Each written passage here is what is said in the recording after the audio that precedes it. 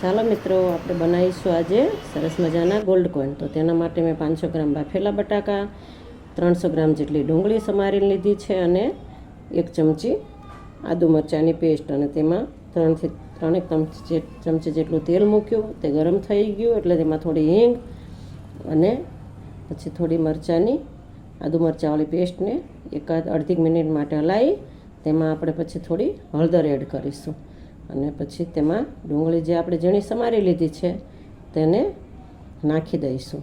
હવે 1 મિનિટ જેટલું સારી રીતે હલાવી અને ડુંગળીને થોડી ચડવા દઈશું. અધકચરે ચડી જાય એટલી વાર એને ચડવા દેવાની. પછી એમ થાય કે હવે ડુંગળી થોડી સારી સતળાઈ ગઈ છે, અધકચરી ચડી ગઈ, એટલે એમાં મસાલા કરી લઈશું. એમાં સ્વાદ અનુસાર મીઠું, પછી મરચું એ પણ આપણા સ્વાદ અનુસાર, અને થોડો ગરમ મસાલો ઉમેરી તેને થોડા તલ નાખીશું અને પછી સારી રીતે હલાવીને મિક્સ કરી લઈશું. સારી રીતે મિક્સ હવે આપણું આ થઈ ગયું છે. આમાં પછી આપણે છૂંદેલા બટાકા એડ કરી દઈશું. બધા બટાકા એડ થઈ જાય એટલે મિશ્રણ કરી સારી રીતે મિક્સ કરી અને પછી તેને સાઈડમાં લઈ લઈશું. તેમાં લીંબુ સ્વાદ અનુસાર નીચોવી દઈશું. ઉપરથી ધાણા ભભરાવી લઈશું અને પછી તેને મેં પાઉંના વચ્ચેથી કાપીને ટુકડા કરી લીધા છે. તો એના પર આ મસાલો સારી રીતે પાથરી દઈશું અને પછી એક પેનમાં થોડું તેલ મૂકીને સાંતળવાના છે, તળવાના નથી.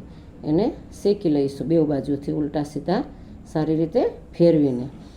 આ ગોલ્ડ કોઈન વેજીટેબલ કોઈન પણ બનાવી શકાય અને બાળકોને આજકાલ આ ગરમીમાં રોટલી શાક તો ખાવું જ નથી હોતું અને વેકેશનનો ટાઈમ છે, તો તમે થોડી જ વારમાં સરસ મજાનો નાસ્તો બાળકોને તૈયાર આપી શકો છો બનાવીને.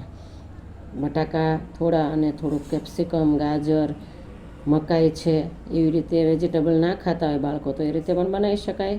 પછી તેને એક પ્લેટમાં કાઢીને સર્વ કરીશું. એના પર થોડી સેવ, ખજૂરની ચટણી અને પછી લસણની ચટણી જે પહેલેથી જ બનાવી રાખી હતી તે મૂકીને આપણે પીરસી દઈશું. છે ને સરસ મજાના ગોલ્ડ કોઈન. જરૂરથી બનાવજો.